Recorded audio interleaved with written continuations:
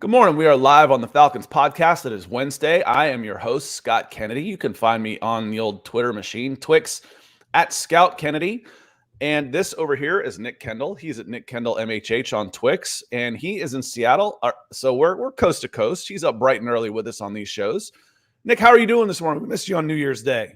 Yeah, I'm doing pretty well. Getting ready for everything to be happening here very soon, so that's exciting, and getting real excited for the draft. I mean, I got both games wrong in the college football playoffs, but man, what two games! It was probably one of the best semifinal weeks ever. Both the games were highly fun and filled with prospects. So getting real excited for the offseason aspect of what we do as well. Yeah, I don't think you're the only one that missed those two games. Those were close games. I mean, to pick. To me, there wasn't a sure thing. I mean, Michigan was actually favored in that. You know, you hear big bad Alabama, but any team that needs a miracle to beat Auburn is vulnerable. Mm-hmm. Is vulnerable. And I know, listen, I went to Auburn. I can say that. But Auburn stunk this year. I know rivalries, blah, blah, blah. But no, the better team usually wins the rivalry, even the rivalry games. So they were vulnerable. I asked the question after the Georgia game, could Georgia finish number 2 in the final AP rankings? And for me, that depended on Alabama winning. Because, you know, if Alabama goes and wins this whole thing, then Georgia could, there's no constraints on the voters to follow the NFL the playoff, the college football playoffs. So Georgia could be moved up to number 2. It doesn't really matter. If you're not 1, it doesn't matter. But no, not now. Now they would have needed Alabama to win out for that to happen. So anyway, we do this in the mornings and we do it live on YouTube and Facebook because we like to have the interaction with y'all. So I want to say to some folks that have come in already to say hello, like Michael Ranquillo, up nice and early with us. Says, good morning, Scott, on the Falcons podcast. And Nick, see what happens when you're gone for a day, Nick? He has me down here further as well. He says, good morning, Nick, on it. So what happens? Earl Thompson, good to see you, Earl. He says, good morning, everyone. Good morning to you. Daniel Abels comes in. He says, going to need a drink for this game. Well, go to New Orleans, man. They serve pretty early out there. Let you walk around. Go to the game. Have some fun. It's one of those games, no matter the outcome, people are going to be unhappy. But really both sides. And that was kind of how the first game was. It's like both teams are so disappointing. It's like, are you really that happy coming out of it? No, the season's been disappointing. This is just kind of all right, you don't want to lose to your rival, but I wouldn't mind a higher draft pick either. This season sucks. That's kind of how both teams are feeling, Nick. Yeah. I saw that talking about how easy the Seahawks schedule has been. I saw the Saints have had the easiest DVOA schedule of any team in like 13 years or something as well. So two teams probably not super deserving of the playoff spot and probably won't get it with the Buccaneers going up against the Panthers. But you never know. That's why you play the game. But yeah, two teams that had a golden opportunity in front of them. And unfortunately, this game's coming out a little bit like a wet fart. Yeah, it's again, the schedule on this has been pretty poor. Zach Power says, good morning. Cheers. I'll drink to that. Prost. Check out lioncoffee.com. That's where we get our coffee. And then Michael Lewitzki sends us some from Puerto Rico as well. Our watchers keep us caffeinated. They keep us going. So thank you very much. Silas, good morning. It's good to see you as well. Bubba Gump says, what up? Feels like we've been a while from old Bubba Gump. Michael Ranquillo does say good morning, Nick. Red Swarm is here. Good morning, Nick and Scott, and everyone joining the morning show. Yep, thank you. Our numbers tend to climb pretty steadily throughout the show. So if you watch this after the fact, leave a comment. We had a lot of comments on Monday's show. Some people were feeling pretty between Justin Fields and the possibility and Arthur Smith and that possibility. It's an interesting time to be a Falcons fan right now. Dominic Aramillo, good mornings. Nick Scott, Falcons and Dog Nation, Broncos country. Corey Ellison coming in as well. Says, good morning, Falcons fan. Mike Swanker says, what if the Falcons sign Wilson, and what if the draft board played out where Brock Bowers, the tight end, fell to the Falcons? Think of the weapons. It could happen. That's not out of the question. Now, there's people that'll say that, I guess he's a rapper. Future? Is this a rapper person? Oh, yeah. I guess there's some feud in there. Yeah. I don't know. I don't do pop music. I know it's hip hop. Yeah. I'm not into that, and I haven't listened to like radio in 20 something years. I go like Pandora and I download stuff and it did come. I'm pretty much a metalhead. So I don't know these people. I'm old. They don't cross pollinate my area of views, but I guess there was some feud there from an Atlanta rapper. I just know that there's a history between him and Russell Wilson's wife, Sierra. I don't pay attention to much of that stuff either, Scott, other than I know the names. And I know there was like Sierra and Future were together prior to Wilson. I don't know if there's actually bad blood. Somebody could probably tell me that better than I know, than you know, Scott. But I don't know. Atlanta's a big city. I feel like, I guess maybe you run into each other at a nice restaurant. 5 million people here, man. I don't know if that matters. It's not like it's a blood feud. Like if I see you in the city, you won't leave it live. Like there's nothing going on here, like a Western or something. I don't know. I don't buy any of that. I don't think he lives in my neighborhood. I know there's a rapper that lives in my neighborhood that's got lots of fancy cars sitting out front. And one of the bigger name, I already forgot who it was. One of the bigger name rappers actually lived in my neighborhood for a while, but he's not here anymore. So yeah, North Metro Atlanta. It's that and wrestlers. Used to run into wrestlers all the time here too. So Chris Walker over on Facebook. Good morning, Scott and Nick, along with everyone else, to you as well.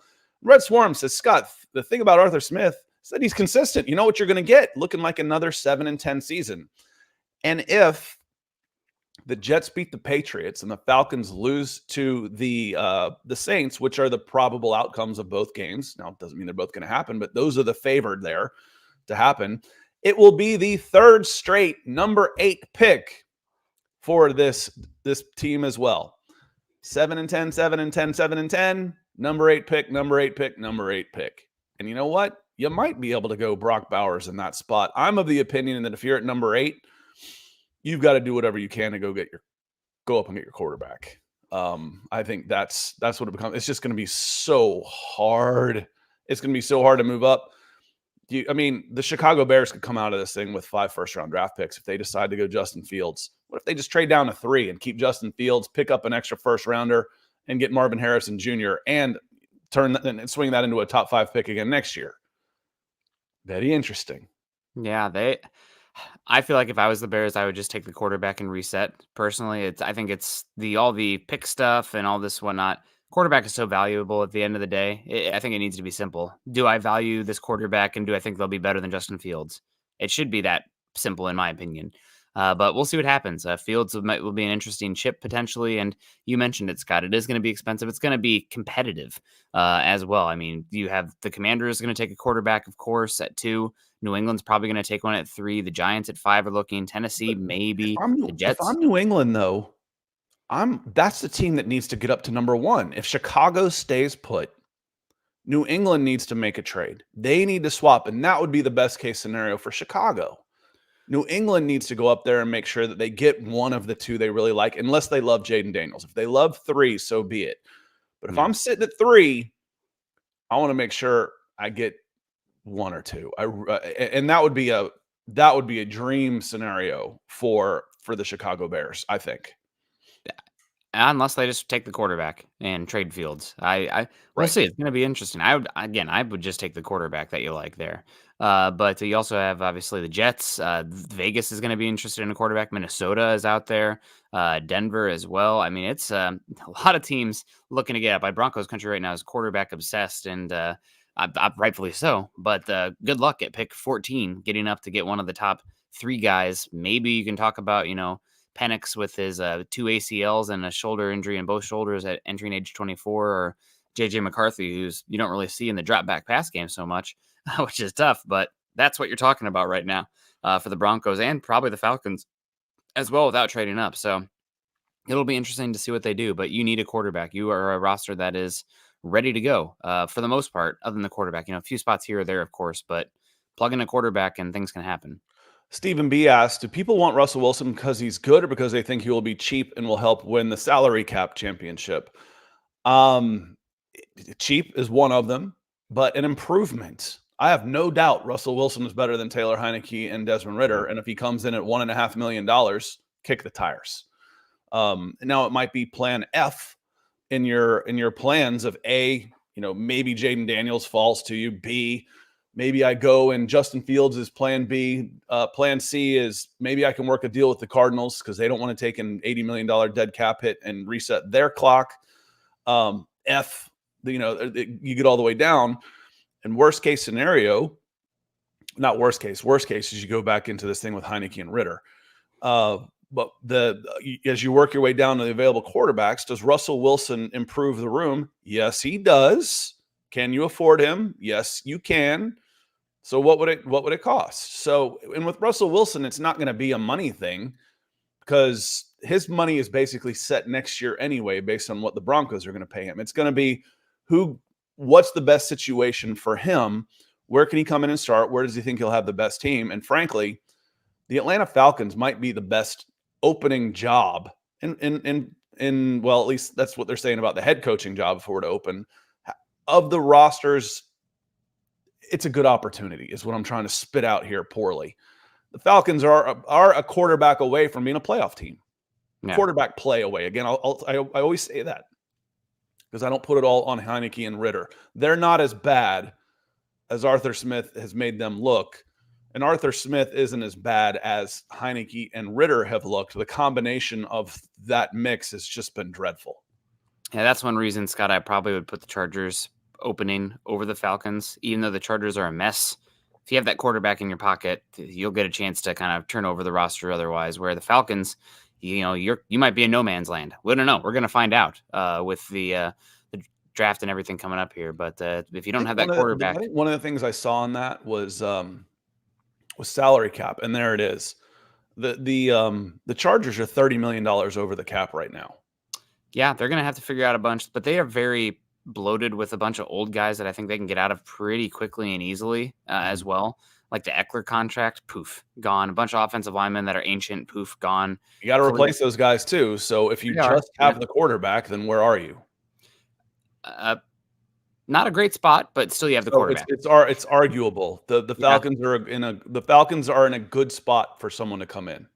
Yeah, especially a quarterback. yeah. But coaching wise, I'd probably put the for a coaching spot. The Falcons are a nice job. Someone's going to come in and look around and say, "How the hell did they screw this up so bad?" Yeah, and you don't have the Mahomes boogeyman as well to get over in the NFC South like you do the AFC West. Robot of Doom coming in saying, I finally caught a Falcons stream with you all. So, Nix, thanks for replying to my tweet yesterday. No problem. I mean, God, you can hit me up on Twitter. I won't always maybe say what you like on there, but I'll give you my honest take and won't make more of it than it needs to be. Also, it's opinions. We're trying to project. You never know. If we did always know, Scott, we'd be looking over like an infinity pool, and I'd have one like with Rainier in my backyard or something. I don't know where you'd be if you were making 100% bets on here, but I don't know if we'd be doing this live stream at 6 a.m. It's don't get us wrong. We do the work here, but we're not infallible. I kind of am retired. I don't know, where would I be? I kind of like where I am. Honestly, that would be nowhere else. That's why I moved back here. Yeah. Now get my kids out of college or into college. Get my kids out of the house, then we'll talk. Then we'll talk. But as far as having a couple young kids to raise, North Metro Atlanta is a pretty nice place to be. Yeah. Maybe a few extra vacations to go scuba diving or something. Yeah, a little maybe, but the baseball thing is big for me here too. Yeah. So it's hard to beat North Metro Atlanta baseball, except maybe Orange County. And I'm not moving back to California. Robot of Doom, good to see you. Thanks for checking in. Let me see here. We scrolled down a little bit. I wanted to hit Robbie Red, who came in, who's getting us started with a super chat. Just a reminder that super chats are the most direct way to help us do what we do, just like Robbie Chat just did, and Robbie Red just did, and you can do that on Facebook as well with the stars. Look down towards the comment and look at the stars, and you can submit stars as well. But he says, which free agent should the Falcons target, linebacker or DT? I think they're okay at linebacker. Caden Ellis has been a hit. You'll get Troy Anderson back next year, and he's going to be a third-year guy and has had time to absorb and study and, not be on the field, but be a third-year guy. And then Nate Landman has been really good. I think you're okay at linebacker. Edge, obviously. So if you wanted to put an O next to that LB and say outside linebacker / edge, absolutely. Defensive tackle is okay, but that wouldn't stop me from possibly floating a bunch of money in front of a guy like DeForest Buckner up with the Indianapolis Colts, who has just read yesterday, he had seven sacks for 6 straight years. There's only 3 people in the NFL that have done that. Nick, can you name them? 7 sacks. 7 sacks in the last 6 seasons straight. There's only 3 people that have done it. DeForest Buckner is one of them. Gosh, Khalil Mack? No. I don't even know who's been in the league long enough to qualify for that. It's Myles Garrett and Chris Jones. Myles Garrett's done it since he's been a rookie. Yeah. So he's done it. I think his is 6. I think he's been in the league 6 years. So he started in Buckner. He's on a different level as an edge, but to me, it also shows not only the effectiveness interior wise, but the durability of a guy like Chris Jones and DeForest Buckner, because typically those edges maybe get a niggle here or there and they have trouble staying healthy. It's the diesel versus the dragster. Those big tractor trailers in the middle of the trenches, they hold up a little better than some of those fast twitch guys. But Robbie, edge for me. After you get the quarterback's the number 1, edge is number 2 for me. And then obviously you're gonna have to go after a bunch of wide receivers. You've only got one under contract. Drake London is the only wide receiver under contract next year. Let me see. Speaking of wide receivers / hybrids, Nick, did you see what Cordarrelle Patterson, the social media little, not skirmish, but controversy that Cordarrelle Patterson helped kick up this week? Did you happen to see any of that? I did. I saw that the one of the all-time best kickoff returners ever and interesting weapon for the Falcons, have been there for a few years now, hasn't been super happy with the role this season and the usage. Now, granted, behind Bijan Robinson and Tyler Algier, I don't fully degrade Arthur Smith for how the snaps have been delineated. But no doubt Cordarrelle Patterson feels like he was underutilized this season overall, and somebody that could have maybe provided a little bit more of a spark to the offense. And one of the reasons, Scott, why, even though Bijan looks like a pretty darn incredible player, maybe you don't want to use a top 8 pick or top 10 pick on a running back or something, especially when you have cost controlled assets there. But I don't know, that's in the past, and Bijan still looks like a really talented player, so you shouldn't worry too much about that. Yeah, there's some of that. Some of this part of the question of when you've got Algier and Patterson, do you really need to spend a number 1 on Bijan? Okay, we've gone over that before. But Rise Up Ritter posted something about that Cordarrelle Patterson was just absent. The only time we saw him out there really was him watching the ball go over his head at the kickoffs. And he called him the Joker in the Joker position, where he's going to use him in a bunch of ways. And it says the joke was all on us. Well, Cordarrelle Patterson actually retweeted that, which then Rise Up Ritter, then, he screenshots and says, Arthur Smith is cooked. Well, if you're not following me on Twitter, the one I use, my Falcons account, is All Falcons ATL. I do exclusively Falcons chatter on that. I kind of mix back and forth on different accounts. My normal account, I'll talk more NFL draft and everything. I do just Falcons on All Falcons ATL. Something to remember here is Cordarrelle Patterson's a free agent in 4 days now. So he doesn't have to really bite his tongue. But he was ignored. I loved watching him play, and that got a bunch of views for this little account, hit about 30,000 people or so. And one of the questions I got was something that you just said, Nick. It's like, well, with 400 touches going between Tyler Algier and Bijan Robinson, what were they supposed to do? Where were his touches? I'll tell you where they were supposed to be.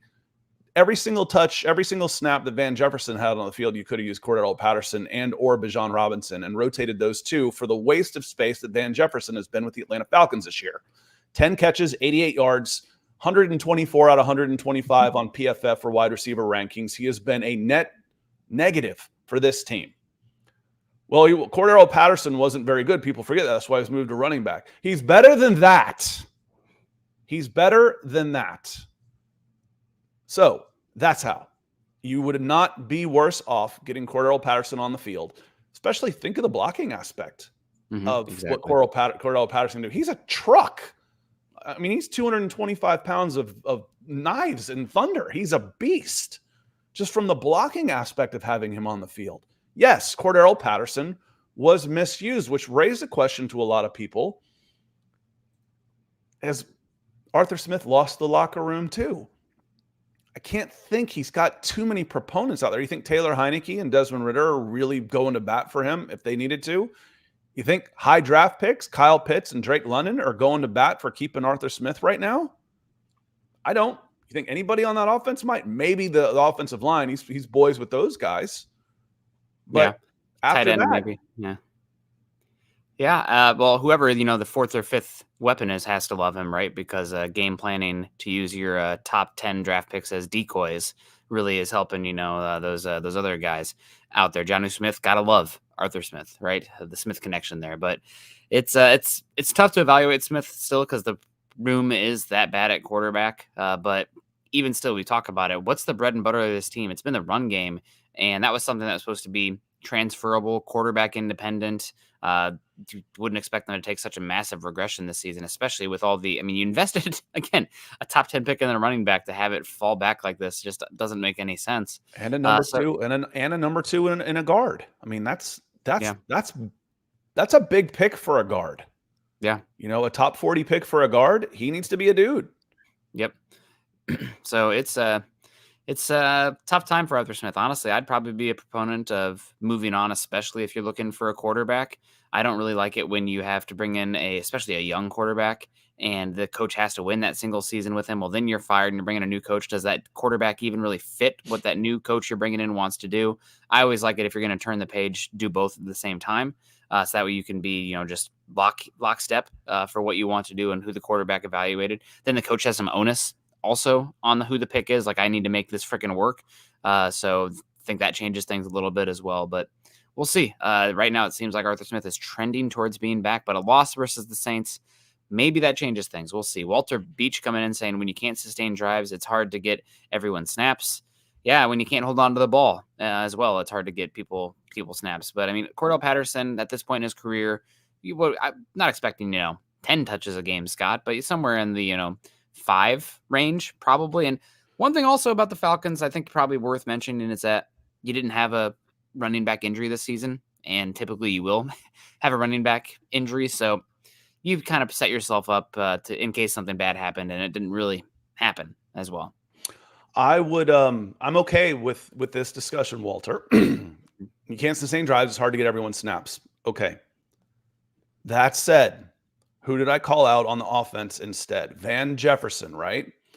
So Van Jefferson, the 124th out of 125 wide receiver in PFF with 10 catches for 88 yards on the season, has 591 snaps, and he was an after the season acquisition. That is, wait for it, 90 snaps less than Kyle Pitts. It's 130 snaps less than Bijan Robinson. It's 400 more snaps than Cordarrelle Patterson. Okay, Walter? Van Jefferson has been god-awful. Awful. God-awful. That's where those snaps come from. That's where they come. And I didn't even use the word touches, Nick. Yeah. The touches come, okay, he's out on the field, target this. I didn't even use the word touches. I used just the word snaps. If Bijan Robinson is going to be this, he's more than just a running back, and we've seen him put in the slot. We've seen him put out wide. Okay, do that. At the beginning of this season, we said your best weapons, Drake London, Kyle Pitts, Tyler Algier, Cordarrelle Patterson, Bijan Robinson. There's a 4 wide with 2 slots and a running back. Well, I'd throw Jonnu Smith in there too. There's another guy. There's 6. There's 6 guys that should be on the field before Van Jefferson ever takes a snap for the Atlanta Falcons, let alone Scotty Miller, Mac. It's unforgivable to me that he comes in, 3rd week of the season, was it? 4th week? And he's been playing more than the other guys as wide receiver too? No. Not having it. Not. And it kind of comes to the point of, wide receiver, there's good ones in the draft every year, but there's still a point where you don't have the talent anymore, and man, it'd be nice to have somebody out there. So wide receiver is one of probably the top. Honestly, for impact, Scott, it might be number 3, the number 3 position in football. There's a bounty of them, but once you reach that point where you're starting Van Jefferson for that many snaps, it's like, oh, maybe we do need to invest in there a little bit more from a volume perspective. Not saying it has to be a first round pick, but got to get somebody else a little bit better in there. And talk about a misevaluation. It dates back to the offseason where you maybe should have found somebody else, but that's definitely a frustration for sure. Yeah, and Walter, I get this. That's why I said I didn't even say touches on this, but you can't get touches if you're not on the field. And that's where I start with that, is when Van Jefferson's actually seeing more snaps per game than Kyle Pitts, we have a problem, dude. That's where those snaps come from. And then let's see how the touches work themselves out. I'm okay with that. I said on Monday, I'm okay overall with the volume of use of Bijan Robinson. He's about, and at the end of the day, it just feels like some of it was so predictable. It's like, okay, if he's out in a pass, we're going to throw it to him. If he's in the backfield, we're going to run wide. Okay, well, let's just protect the perimeter and we can bottle him up. Because, Nick, he's going to finish with about 1,500 yards from scrimmage and 7 or 8 touchdowns. That's about what we said at the beginning of the season you want to see from a number 8 pick. Yeah. And Tyler Allgeier's been okay. It just feels like they've been ineffective. I went and compared. I was like, well, how close is that to Detroit and Jahmyr Gibbs and David Montgomery? And the difference was double the touchdowns from those two guys. That was one of the big differences. Yeah, I just have not been as, I guess, efficient is the word I would use for that rushing game. I mean, the advanced analytics for the Falcons rushing game this year have not been up to par compared to what we saw last season. And some of that might be, the greenness of the quarterback room. But just doesn't seem like the scheme is working as well. Also, and it could be, them being an exceedingly young roster. The weapons are young. The quarterback's obviously young as well. So maybe that's part of factor of that as well, that we don't give enough credit to or credence to, especially in today's NFL. It seems like they're putting more and more mentally on not just the quarterback, but everybody to get things done through these option routes and everything. But young team, we'll see what they do next year, if they're still playing the scheme with everybody. And we got Ryan Adonis talking about guys potentially being options here. Joe Brady, he says, my picks are Joe Brady, who's the offensive coordinator for the Bills right now, Kalen DeBoer, who is the head coach of the Washington Huskies, and Ryan Nielsen, obviously the defensive coordinator there for the Atlanta Falcons. So interesting names. I'm not sure if any of these guys are going to be head coaching candidates in the NFL this upcoming season, but they're going to get some interviews. The ones on the bookend there, Joe Brady and Ryan Nielsen. Ryan Nielsen might get an internal interview for sure. If Arthur Smith is gone, Ryan Nielsen gets at least one interview for a head coaching job. Yeah, definitely possible. It's just, I think there's a lot of really good defensive coordinators. There's like a backlog of defensive coordinators right now that'll get an interview and get a shot. And I don't know if Nielsen will get a shot over, what's going on with Brian Flores. Mike McDonald, of course, is going to be way up there as well. But we'll see. We'll see what happens. And Joe Brady, I mean, not even being an offensive coordinator before taking over that Bills team, the Bills offense was not really bad under Dorsey either. So it was the defense, honestly, that was failing that Bills team. But yeah, I don't know. We'll see. And Kalen DeBoer, hope he doesn't leave. But Washington, just because it's fun to see him out here with that team. But who knows? Real quick, I'm going to come back down here. Stephen B asked a question: is Patterson underutilized due to losing his explosiveness? I haven't seen it when he's got the ball. The way he runs, and on a health factor. He has been beat up a little bit. If you're healthy enough to return kickoffs, you're healthy enough to do anything. That might be the most dangerous position in football. I think I'd probably rather return kicks than punts. But either one of those two, if you can do either one of those, you're healthy enough to play. So we'll see. Oblivion Empire coming in says, hit those likes, guys. That's a good reminder. Thank you, sir. And John Harrell, good to see you. Coming in just a little bit late, but we're glad you're here. Says, good morning, Scott and Nick and the Falcons family. Kind of a newer, not a newer name. Jordan B's been with us before. He says, my 3-step plan to fix Atlanta: hire Eric Bieniemy or Jim Harbaugh. Bieniemy might be available. Harbaugh might not. Step 2, go get Joe Brady at OC. That won't happen. He's already got an offensive coordinator job with the Bills. He ain't coming back. Step 3, go get Drake May or Michael Penix Jr. I think you could have Michael Penix Jr. pretty easily if you want him. Drake May is going to cost you. Drake May is going to cost you because if you really, really want Michael Penix, he'll be there when you draft in the first round. I don't want him that high. I worry about the injuries, among other things.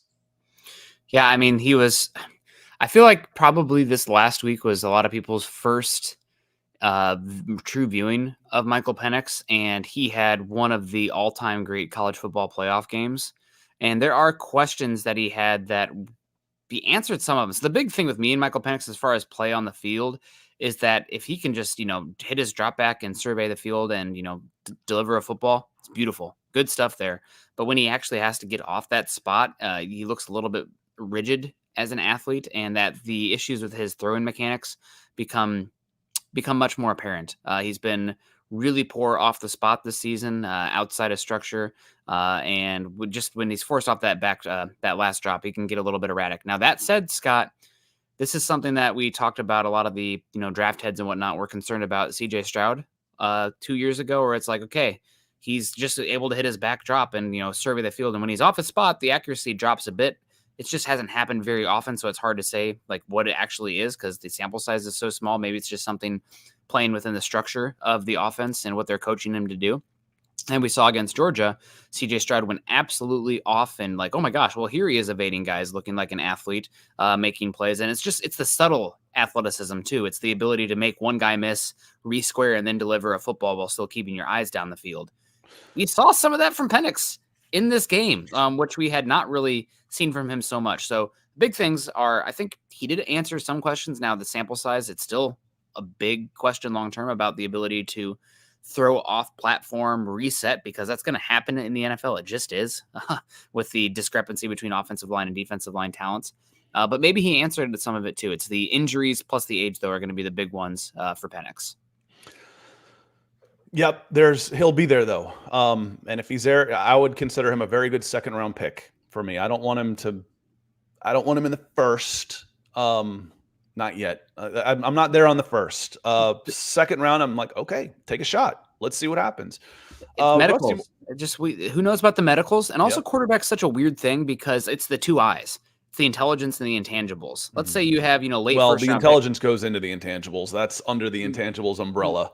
Yeah, that's true. But you can be smart and not have good work ethic and not really vibe with the guys on your team as well.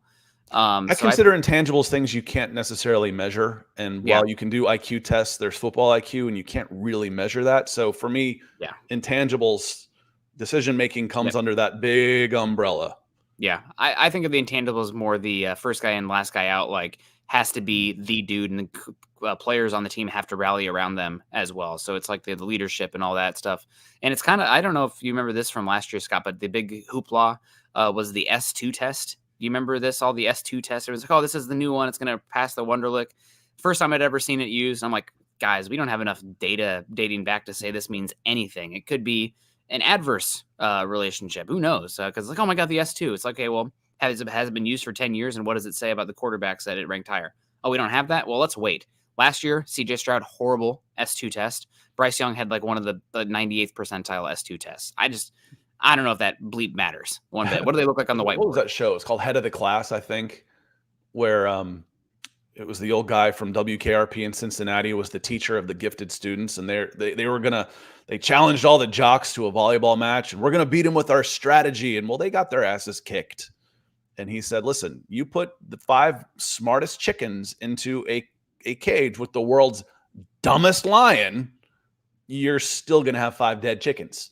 So I'm not calling Bryce Young a dead chicken. I'm just saying that athleticism is still number one when it comes to this type of thing. Otherwise, I might have a chance in the NFL. Rusty Moore says about Ryan Nielsen. He says, why are y'all so high on him? Bum-ass QB shredding us. Explain what is so good about him. Any decent QB we played was a blowout. I think he has done a really good job of bringing this team together, and I think there are still big questions on this defense, on the defense that – we said at the very beginning, even when the Falcons were having a lot of success, it's not sustainable because they just don't pressure the quarterback. And I don't expect, I look at the guys that are out there, I look at the personnel that are out there, and I don't expect a ton of pressure. That said, they're still going to double their sacks this year. And they've hung around the top 10 all this year. Yeah, their defense, the schedule, but that's what you expect. I expected top 10 offense and maybe top 20 defense. It's flipped. It's been bottom third offense and top 10 defense for most of the season. But Richie Grant's been a bust. You lose your inside linebacker. You lose Grady Jarrett for half the season. You still don't have a really good edge rusher or two. You've got some guys that are doing okay. And the Falcons defense has been really good for the most part. There's been some problems. There's been some bad games. But I think Ryan Nielsen, is it too soon for him to be a head coach? Yeah, it is. Will he get some looks, especially from the Atlanta Falcons? Yes, he will if Arthur Smith is gone. Would I advocate for him? No, he'd be down on my list a little bit. I would have liked to have seen a move made about 5 weeks ago. Cardinals game, I think. I would have left Arthur Smith in Arizona and promoted Ryan Nielsen to interim. And I would have liked to see how the team would have responded. So that would have given us, kind of like, hey, would have been nice to see Desmond Ridder play last season in a dead rubber season and get him some experience, or at least the preseason, for God's sakes. Ryan Adonis start choking with Texas like he did in 2017 with Atlanta. Not a fan of Sarkisian. Ran into him out in LA when he was coaching with Washington. Watched him coach at USC. Watched him in Atlanta. I dislike him about as much as any person in sports. That's how I feel about Steve Sarkisian. So thank you, Ryan. Thank you, Washington. Piss on you, Steve Sarkisian. Jason Heller, super sticker. Thank you, my friend. Good to see you. Thank you for being here today. He says, good morning, Falcons fam. I say draft Dallas Turner in the first round and then Michael Penix in the second. I think that'd be a pretty popular first couple of rounds, Nick. Yeah, Dallas Turner looks really good. We'll see how he tests. If he tests like we expect, he might be the only defensive player taken in the first 10 picks, first 15 picks of the draft, given what they're saying about offensive tackle, wide receiver, and quarterback. As far as Penix, he's just such a wild card because of the medicals. All it takes is one team, though, to say that I don't really care about the medicals and take a shot on him in the first round. You do have a assortment of day 2 picks, so maybe you can trade back up into pick 26 and go get a quarterback there if, let's say, Penix falls down there. But we'll see.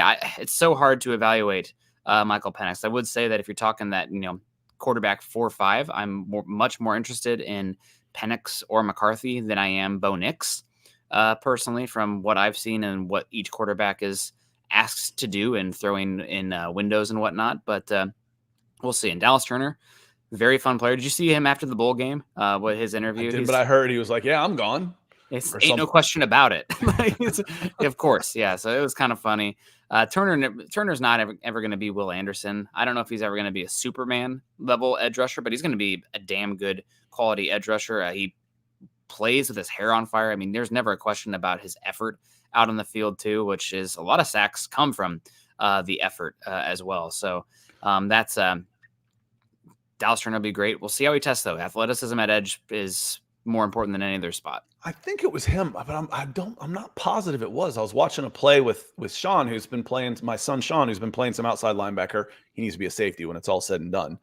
But for JV, he was playing outside linebacker, and it might have been Turner, but I thought it was even somebody smaller than him. Here comes a pulling guard, and he just puts his shoulder right in his chest, right in the guard's chest, and rocks him, and then goes in and seals off that edge. I'm like, Sean, that's how you play the run, kid. Right there. It was really, really nice to watch. Thank you, Jason, for coming in. Now, we haven't really even talked about the Saints. Now at 40 minutes in, let's talk a little bit of preview here. What are the odds the Falcons can go in and beat the New Orleans Saints in New Orleans with a limited Taylor Heineke, or they have to go back to Desmond Ridder? And frankly, Nick, watching Arthur Smith this week, it feels like he would rather pull his own teeth out than have to put Desmond Ridder back in a game.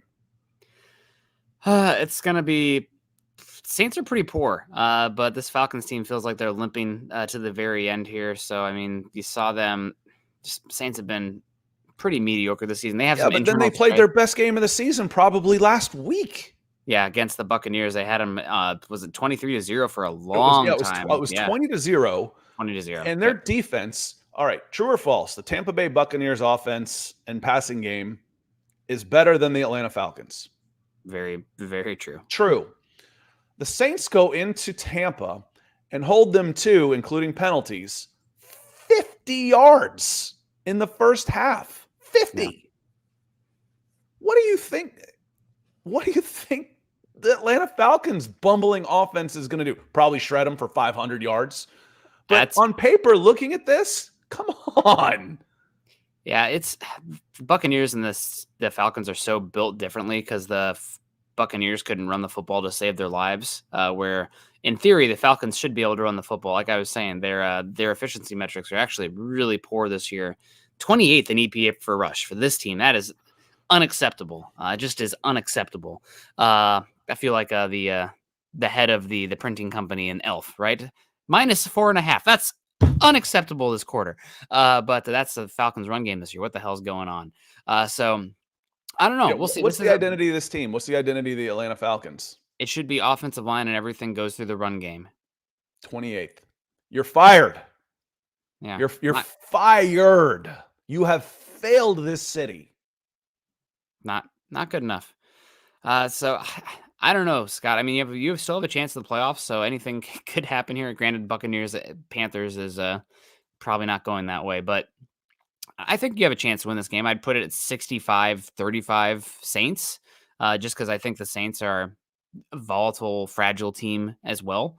Right now, Dennis Allen feels kind of like a dead man walking also on the same side. I know. So that's the thing. But then they turn around and they play their best game of the year, on the road against Tampa. Now the Falcons beat Tampa pretty handily too. It was a closer game because of 3 Desmond Ridder turnovers.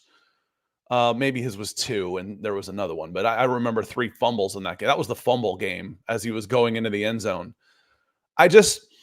Again, you look at the best on best, it's a pick 'em. The Saints have rarely played their best, and the Falcons have been even worse. And on the road, they've been awful. The Falcons have been awful. Think at Lions, god awful. On the road against the Jaguars, just crushed. Played pretty well at Tampa. Played horribly at Tennessee. Horribly. Desmond Ridder benched in the first half, at the end of the first half. At Arizona, come on, man. At Jets, anybody remember that game in the rain? Yeah, but it was raining. Yeah, I know. They sucked. At Panthers, even worse. At Bears, they have been absolutely horrendous on the road. Horrendous. Worst team in football on the road. Bad. I have a hard time seeing them get it together for a game that doesn't really matter. In their minds going in, they can try and convince themselves, hey, we still have a shot at the division. You haven't played like that all year. Mm-hmm. You're fired. Yeah, it's Saints. I'm going Saints in this one. Falcons, Jets win. Falcons finish number 8. Arthur Smith is fired on Monday. Yeah, and what's the line at? It says 3. Saints win 60% of the time, according to the ESPN FPI. And what did you say the line was? 3. I might take the over on the Saints here too. I think again the Falcons have a chance, but I think that Falcons can't do what they need to do. They haven't been able to really, other than there was a game recently where it's like, that's what it's supposed to look like with the Falcons rushing game. But for the most season, it's been missing. Colts at home. One. Yep. Pac D coming in here saying Bucks aren't going to lose the game, so this game is irrelevant. I just hope Smith gets the boot.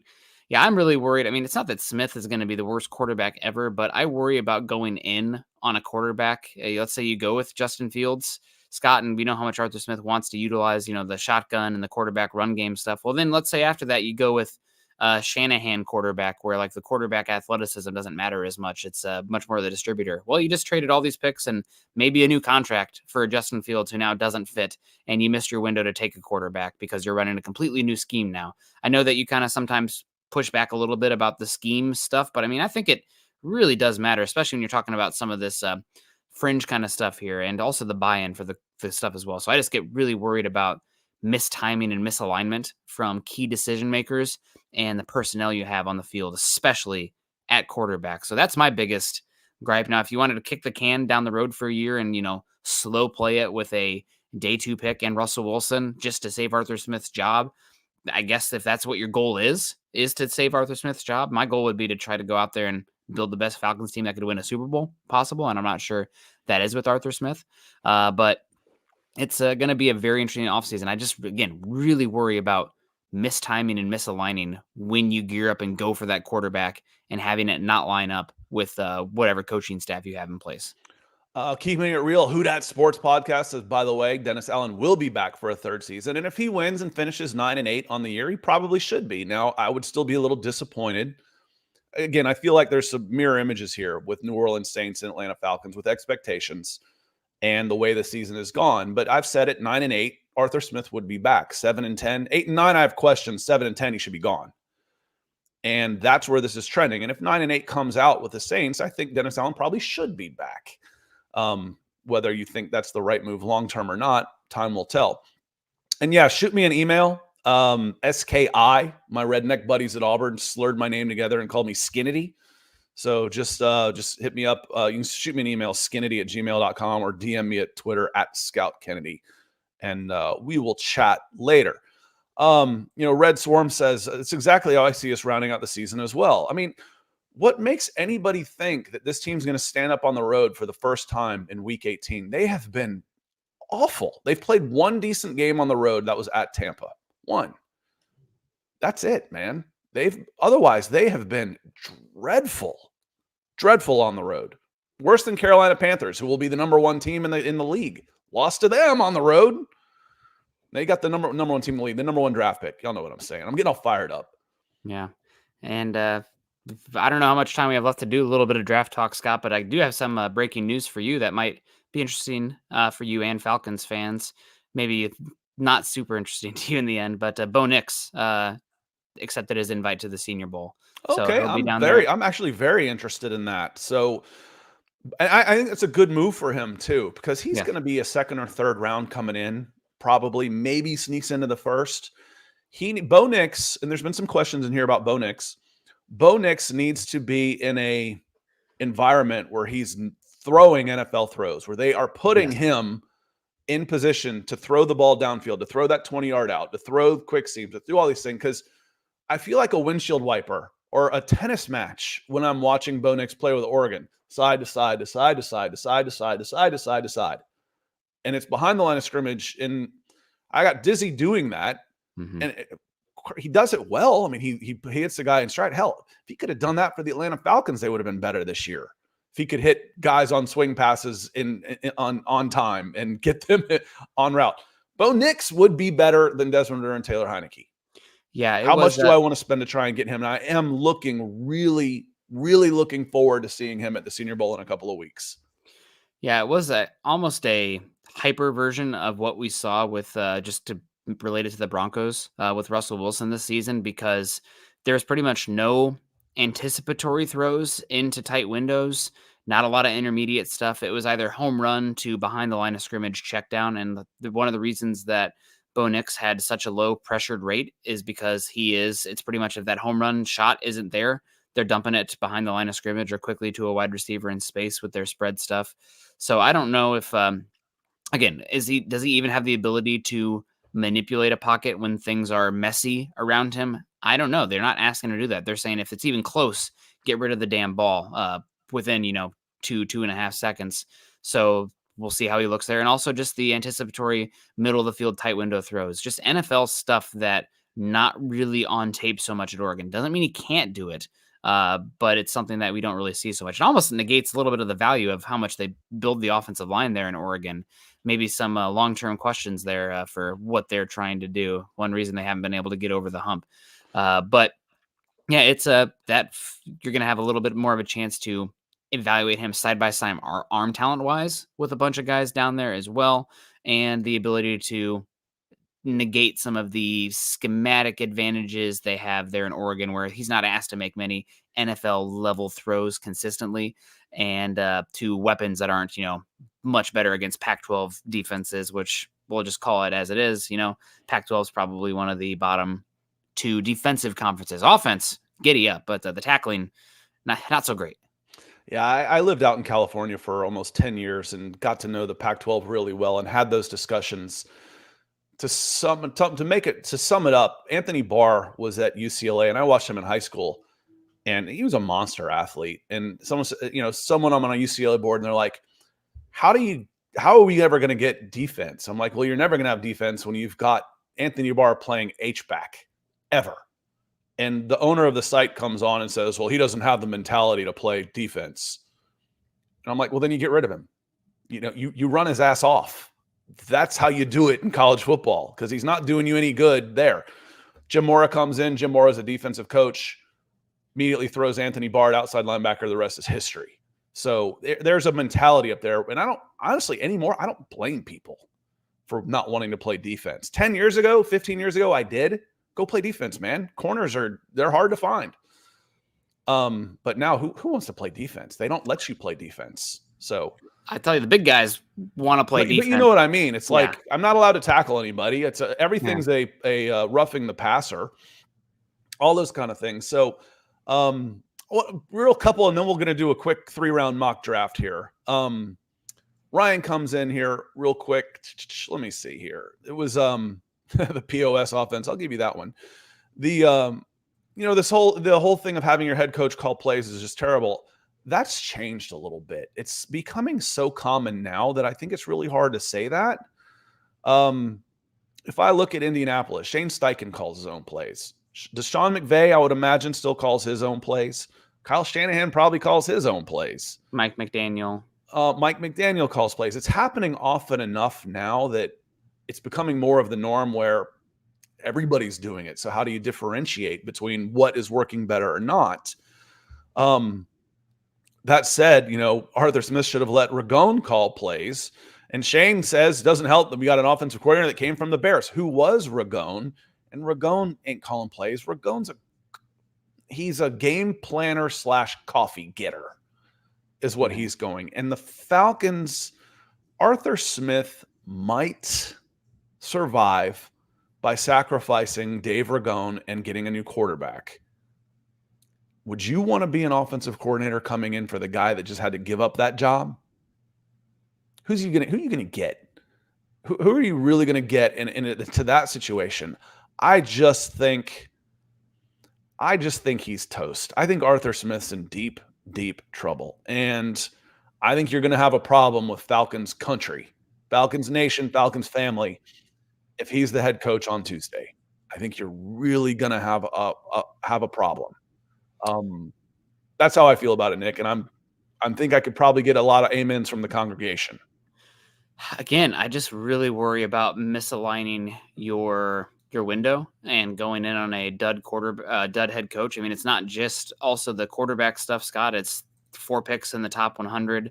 It's a lot of salary cap space. You're doing everything to build around Arthur Smith with, him really needing it to be this last season. Guys can be a little bit over aggressive and kind of rob from the future to have win now.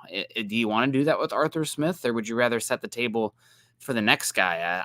I think the future is now. I think I've seen enough. I was a defender of Arthur Smith for a bit, but the quarterbacks here are partially his fault, and he hasn't been able to elevate those guys as well. So again, keeps coming back to what's the bread and butter. It's supposed to be the offensive line and the run game, and it just doesn't exist for this Falcons and your team. Offense has failed. You're what you are here for has failed, let alone you're here to win, and you're 7-10, 7-10, 7-10. And I just put $100 million into this team. If I'm Arthur Blank, it's fired. The defense, the major improvement this year. Again, just what the hell happened to the run game? It's not like Mariota was adding that much, unless Desmond Ridder, struggles to identify his left from his right foot and can't find a Mike linebacker out there or something and count the guys in the box and get in the right, audible based on that. But I don't know. I don't know how you run it back with everything, especially because this Falcons job should be a pretty good job. Again, Scott, I probably would take the Chargers one over it just because I'd rather have the quarterback and worry about everything else if I was that guy. But the bones for this Falcons team are good. You're in a position where you can, turn things around quick, especially if you're playing that third place NFC schedule next year. Oh man, picture in picture here. Here we go. With all of us going on. Sorry, I forgot I was showing that whole thing. It's okay. Milan came in here with a couple things, and he was showing chickens. So that could be a Saints fan talking about the war chickens of the Atlanta Falcons. No one here is going to fight you on that. Bucks, Rays, Bolts. Good to see you. Think the Buccaneers clinched the NFC South, and they deserve to. I think they deserve to this year. They've been the most consistent of the teams. Keith says maybe the Falcons can get Russell Wilson and bring in a coach who may not want him. That's not going to happen. Because the Falcons, if they make a move, they're going to get their coach first. They will address the coach first, then they will address the quarterback position, either in free agency / trade or draft. Maybe they let Russell Wilson pick pick his own offensive coordinator. That seems to work out really well when you give Russell Wilson creative control of the offense. That's the talking points around Denver this last week have been wild. Like, oh, they didn't do what Russell Wilson wants to do. Do we remember 2022 where Russell Wilson was pretty much given the keys to the offensive scheme? What that looked like? Maybe we shouldn't, let him pick his offense. This isn't Peyton Manning out here. But I digress. That's another episode, another show, another team. Yeah, we can talk about it tomorrow when I'll be on Broncos for breakfast myself. So anybody else that wants to come in, come check me out on youtube.com/milehighhuddle tomorrow. We'll be talking some quarterbacks. Let's hit this real quick. Let's go through a 3-round mock real quick. I upped positional value on this and then did needs. I knocked it down just a little bit because in the top 15, positional value kind of goes out the window. I'm sorry. Needs kind of go out the window. You want positional value becomes much more important. Unless you're the Atlanta Falcons, then forget your needs and position. Forget positional value. We'll just go for best player available. God, are there any long snappers worth the top 10? No, I also interesting picture comment here from Rexton Too Freshish saying we have a roster built for Harbaugh. Wouldn't be against it. Harbaugh's kind of weird right now. He's got some stuff going on.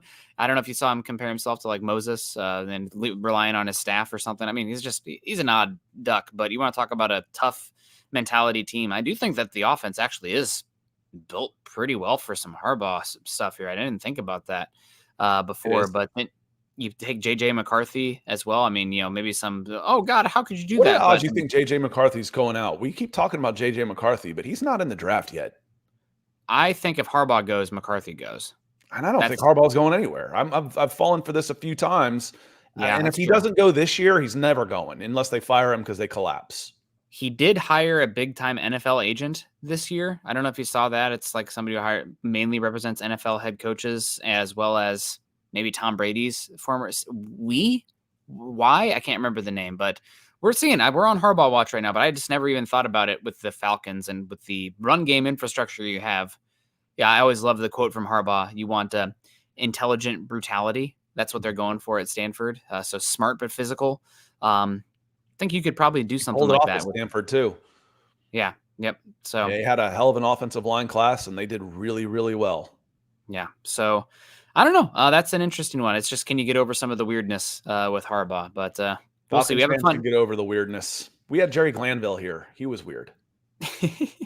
Stark as well, right? But let's get into it. 4 top 100 picks. It'll be a lot of fun. Obviously, everybody's going to want a quarterback here, but we're not doing trades in this. This is our first time doing a Falcons mock as well, Scott. So it should be a lot of fun. We'll see what happens here. Yeah, we'll go through 3 rounds here real quick. You can help me out. I don't know the deep enough to go really 3.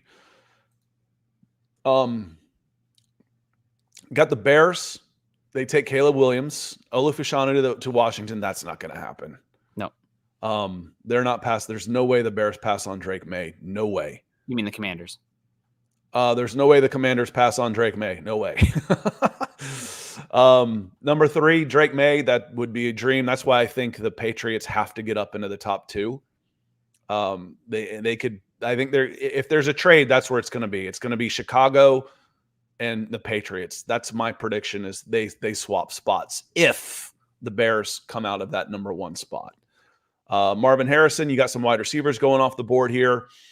Malik Neighbors, Brock Bowers to the Chargers to be the next Antonio Gates. That'd be kind of interesting. Johnny Newton, that seems a little high for him at number 7 overall, big defensive tackle, and maybe the only defensive tackle that goes in the first round. Edge, Latu coming in. UCLA, that's probably a pick that the Falcons would like there, but not there. This becomes real easy because who's still on the board then is Jaden Daniels. So they don't rate him very high. They've got him 20. Jaden Daniels does not get past 9 if the Falcons are on the clock. And if they do, there's probably going to be another riot. So let's take Daniels here, but let's see who else is here just real quick, just to kind of talk through some of the names, assuming that Daniels could be off. We talked about it on here before. It's not a immediate. This is where, having a head coach who needs to win now doesn't align with drafting for the long term. But like Joe Alt's 20 years old and is, I think, far and away the best player here. I can't imagine a world where the Jets take Latu over Joe Alt here, given their offensive line stuff. Or Johnny Newton doesn't go or over the Joe Titans. Alt. Yeah, that's or heck, the Chargers too. Even like it's just I Yeah. don't know. Joe Alt is so good.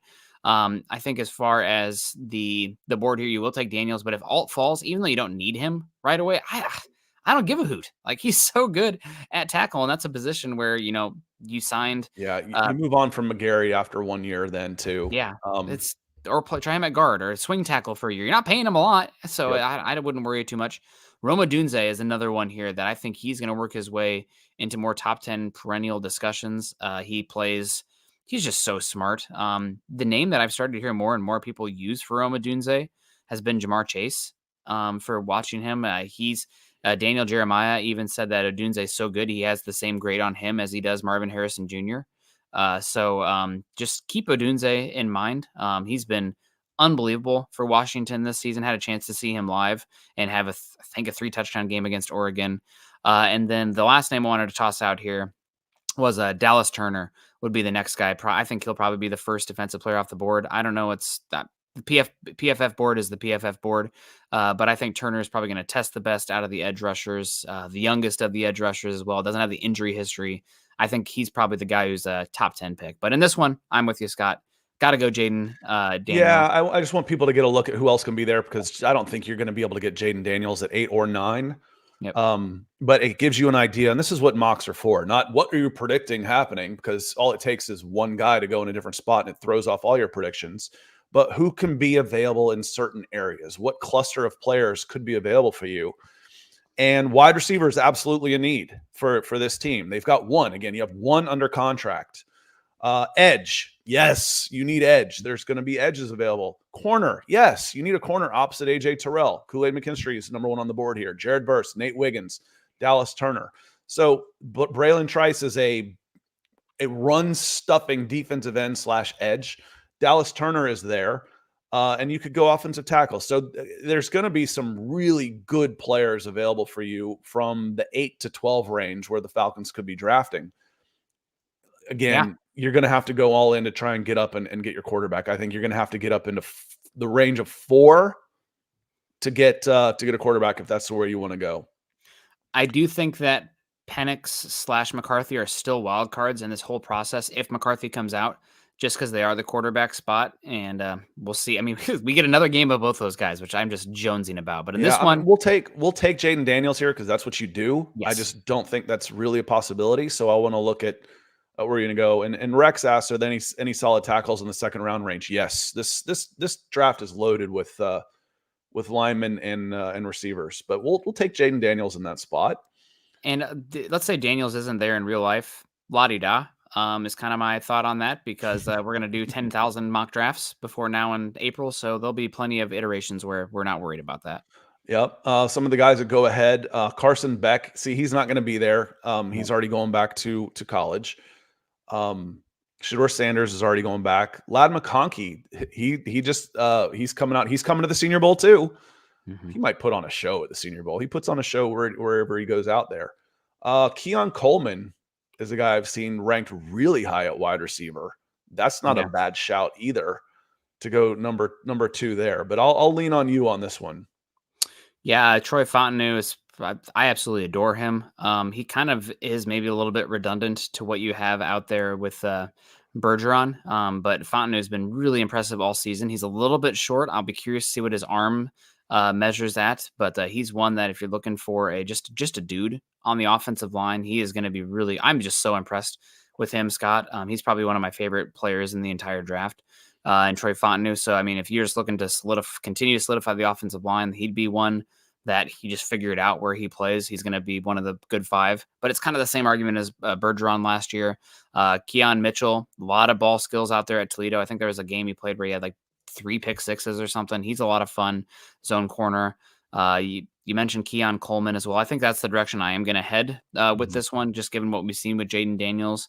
You want to just like find the 5 best highlight reel catches of any wide receiver this year. Keon Coleman's probably going to be number 1. I don't think he's overly twitched up, which is kind of a concern for him. If you're looking for a lower volume pass game, maybe you might prefer Brian Thomas, who is the wide receiver for LSU. I don't know if he's already off the board or not, but he's one that stands out for me.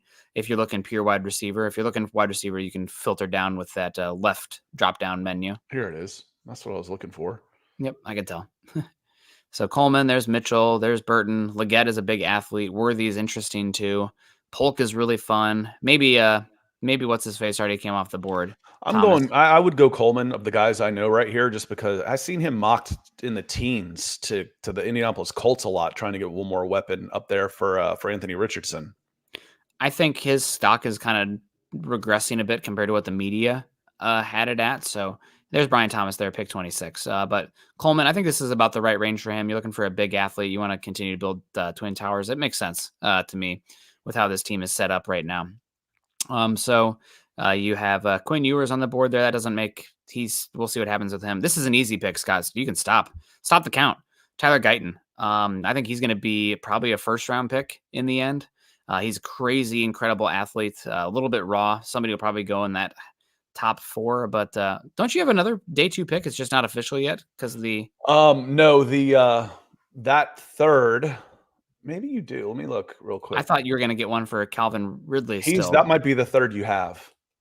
He could be a second rounder if that one could still elevate to a second rounder.